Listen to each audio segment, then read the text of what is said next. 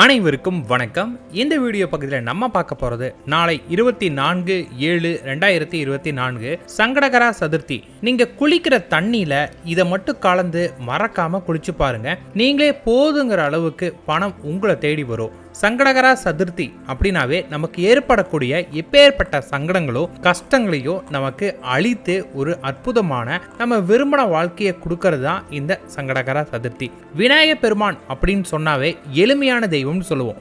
ஓம் கணேசாய நமக அப்படிங்கிறது ரொம்ப எளிமையான மந்திரம். இந்த மந்திரத்தை நம்ம சொல்லி வழிபட்டாலே ஓடி வந்து அருள் புரியோர் தான் விநாயகர். தடைகள், பயங்கள், பிரச்சனை இவை அனைத்துமே தவிடு பொடியாக்கி நம்மளோட விருப்பங்களை நிறைவேற்றக்கூடிய சக்தி, ஆற்றல் சங்கடகரா சதுர்த்தி விரதத்துக்கும் இருக்கு. இந்த சங்கடகரா சதுர்த்தி விரதத்தை நம்ம முழுமையா கடைபிடிக்கும் போது முழு முதற் கடவுளோட விநாயகர் பெருமானோட அருள் முழுமையா நமக்கு கிடைத்து நம்மளுடைய சங்கடங்களை நீக்கி சந்தோஷத்தையும் வெற்றியும் கொடுப்பாரு. இவருக்குரிய சதுர்த்தி திதியில விநாயகரை வழிபாடு பண்றது மூலமா பரிபூர்ண அருளை பெற முடியும். மாதத்துக்கு 2 முறை நமக்கு இந்த வளர்த்து திதி வருது. இதுல தேய்பிறை திதியை தான், சதுர்த்தியை தான் சங்கடகரா சதுர்த்தின்னு சொல்லுவோம். அதாவது சங்கடம் அப்படிங்கிறது நமக்கு வரக்கூடிய துன்பமும், ஹரா அப்படிங்கிறது அறுக்கக்கூடிய ஒன்றாகவும் இருக்கும். சங்கடங்களை அறுத்து நன்மைகளை வழங்கக்கூடிய சதுர்த்திங்கிறது இதற்கு பொருள். நம்ம வாழ்க்கையில இருக்கக்கூடிய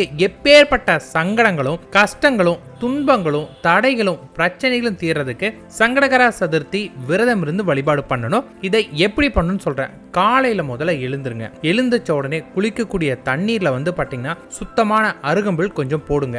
சுத்தமான அருகம்புல் தண்ணீர்ல நம்ம போடும்போது இது விநாயகர் பெருமாளை ஆசீர்வதிக்கப்பட்ட தண்ணியா மாற ஆரம்பிக்கும். ஏன்னா ஒரே ஒரு அருகம்புலுக்கு ஈடு இணை இந்த உலகத்துல எதுவுமே கிடையாது. அவ்வளவு சக்தி வாய்ந்ததுதான் அந்த அருகம்புல். அடுத்தது 1 ஸ்பூன் தயிர் எடுத்து நம்ம உடம்பு முழுக்க தேய்ங்க. தயிர் நம்ம உடம்புல தேய்க்கும் போது நமக்கு இருக்கக்கூடிய பீடைகள் ஒளிய ஆரம்பிக்கும் மற்றும் மகாலட்சுமியே நமக்குள்ள ஐக்கியமாவாங்க அப்படின்னு பொருள். யார் ஒருத்தர் தயிர் தேய்த்து குளிக்கிறாங்களோ அவங்க உடல்ல மகாலட்சுமியோட அம்சம் காணப்படும். அதன் பிறகு அருகம்புல் போட்ட தண்ணீரை நீங்க குளிச்சுட்டு காலையில அருகில் இருக்கக்கூடிய ஏதாவது ஒரு கோவிலுக்கு போங்க.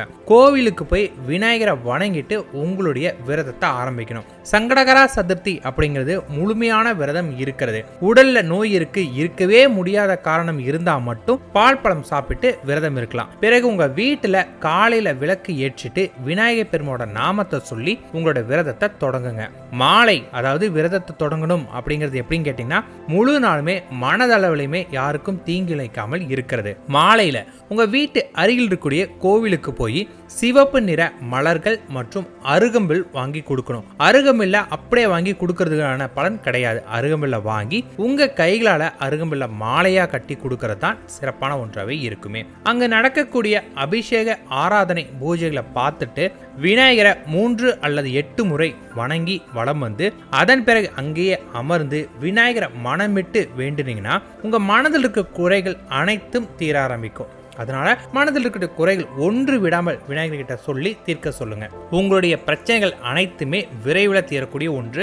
சக்தி வாய்ந்த விரதமா இது இருக்கும். அதன் பிறகு வீட்டுக்கு விரதத்தை நிறைவு செய்யலாம். ஏதாவது ஒரு நீர் ஆகாரம் சாப்பிட்டுட்டு நிறைவு செய்யுங்க. கோவிலுக்கு என்னால போகவே முடியல அப்படிங்கிறவங்க வீட்டுல விநாயகர் படத்துக்கு அருகம்பில் மாலை சாட்சி உங்களால முடிந்த நெய்வேத்தியங்களை படைங்க.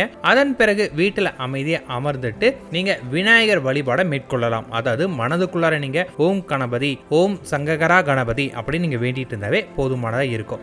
இந்த விநாயகரை வழிபாடு பண்றது மூலமா உங்களுடைய பண கஷ்டங்கள் போதுங்கிற அளவுக்கு பணம் வரவு ஏற்படும். பண பிரச்சனை நீங்கும் மற்றும் கணவன் மனைவி பிரச்சனை நீங்கி ஒற்றுமை ஏற்படும். யாராவது நீண்ட காலமா நோயால பாதிக்கப்பட்டிருந்தாங்கன்னா அதுல இருந்து விடுபடுவாங்க. நல்ல ஆரோக்கியம் கிடைக்கும்.